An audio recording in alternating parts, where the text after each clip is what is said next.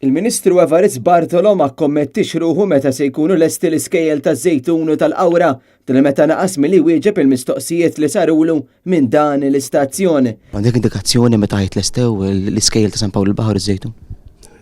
Għaddejjin il-proġettu, xogħol jibqa' għaddej, naħseb li diġà għedna meta se jkunu lesti. Meta? U xogħol jibqa' għaddej, u xogħol isir.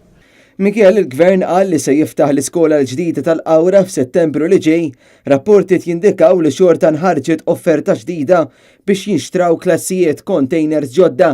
Is-sorsi tal-Ministeru tiskrivew il-pass bħala pjan f'każ li l-proġett jittardi għal darb'oħra. Fil-fatt, il-Ministru Bartolo naqas milli jgħidilna meta se tkun lesta din l-iskola. Il-Ministru tal-Edukazzjoni stqarmana wkoll li f'Malta qatt ma nġiebu jew se jinġiebu containers klassijiet kif ukoll ċaħat ir-rapporti riċenti fil-midja lokali dwar dan.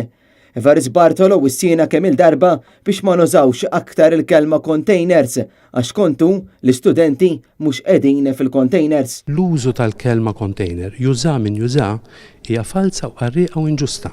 Dwar dan il-prinċipal tal-kulleġġ Marija Reġina li taħtu ta' l-iskola ta' San Pawl il-Baħar ukoll kien qal li ma jistax ikun li l-istudenti jibqgħu jiġu malma fil-containers.